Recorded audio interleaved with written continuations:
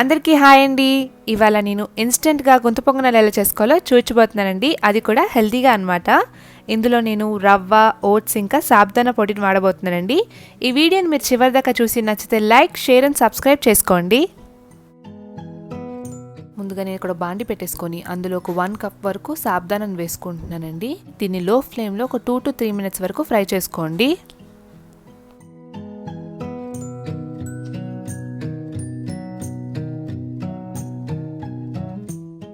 సాబుదానా చల్లారిన తర్వాత మిక్సీ జార్లోకి వేసుకొని పొడి చేసుకోండి.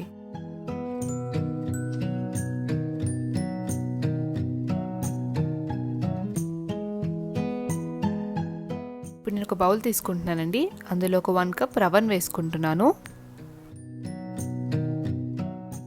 ఇప్పుడు ఇందులో ఒక కప్పు మనం గ్రైండ్ చేసి పెట్టుకున్న సాబుదానా పొడిని కూడా వేసుకుంటున్నానండి. ఇప్పుడు ఒక కప్పు ఓట్స్ వేసుకుంటున్నాను. ఇప్పుడు నేను ఇందులో ఒక 2 కప్స్ మజ్జిగ వేసుకుంటున్నాను.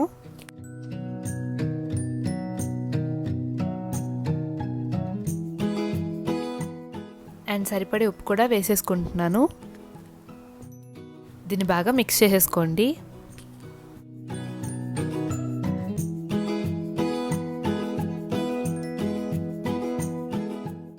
ఇందులో ఇప్పుడు వాటర్ పోసుకుంటూ దోసపిండి కన్సిస్టెన్సీ కన్నా కొద్దిగా పలుచగా వచ్చేంత వరకు కలుపుకోవాలి.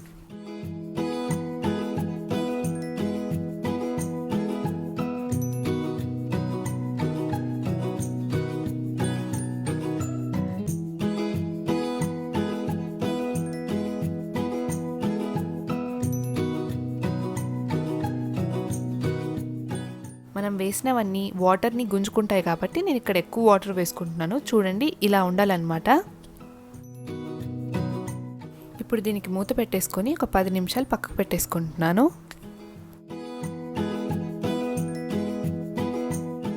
పది నిమిషాల తర్వాత మూత తెరిచేసుకొని ఒకసారి బాగా మిక్స్ చేసేసుకోండి.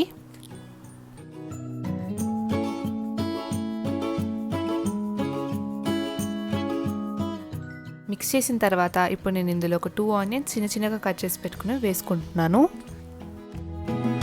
అలాగే ఒక 6 నుంచి 8 పచ్చిమిరపకాయలని చిన్నగా కట్ చేసి పెట్టుకుని వేసుకుంటున్నాను.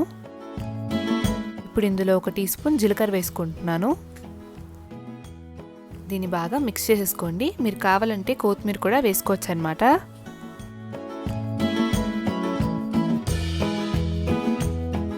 లాస్ట్లో ఒక 1/4 టీ స్పూన్ బేకింగ్ సోడా వేసుకుంటున్నాను. దీన్ని బాగా మిక్స్ చేసేసుకోండి.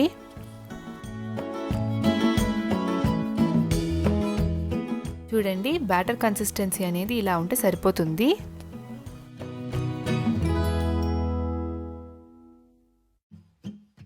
ఇక్కడ నేను పొంగనాల ప్యాన్ పెట్టుకున్నానండి. దాంట్లో కొద్దిగా ఆయిల్ వేసుకుంటున్నాను. ప్యాన్ హీట్ అయిన తర్వాత ఇప్పుడు మనం చేసి పెట్టుకున్న బ్యాటర్ని ఇందులో వేసేసుకోండి.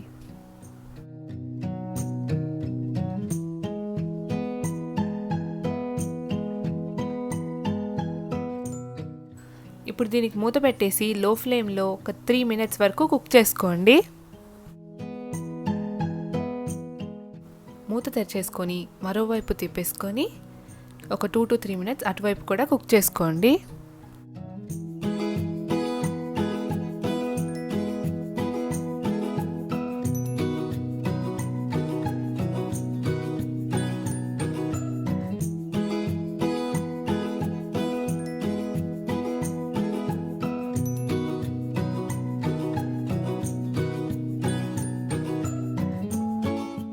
అంతే అండి, ఇన్స్టెంట్ గుంత పొంగనాలు రెడీ అయిపోయి చాలా టేస్టీగా ఉంటాయండి. ఒక్కటి తింటూ ఉంటే మళ్ళీ తినాలి అనిపించేలాగా ఉంటాయన్నమాట. నోట్లో వేసుకోగానే సాఫ్ట్గా కరిగిపోయేలాగా ఉంటాయన్నమాట. ఈ రెసిపీని మీరు తప్పకుండా ట్రై చేసి నాకు కింద కామెంట్ సెక్షన్లో ఎలా ఉంది అనేది కామెంట్ చేయండి.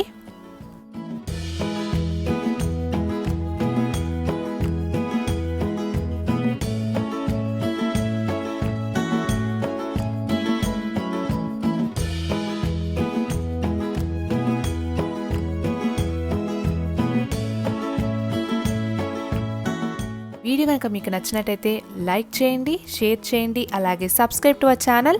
అమ్మ వంట రుచులు. సబ్స్క్రైబ్ చేసుకోగానే పక్కనే ఉండే బెల్ ఐకాన్ని క్లిక్ చేసుకోండి. మీ వీడియో పెట్టగానే మీకు నోటిఫికేషన్ వచ్చేస్తుంది. Thank you.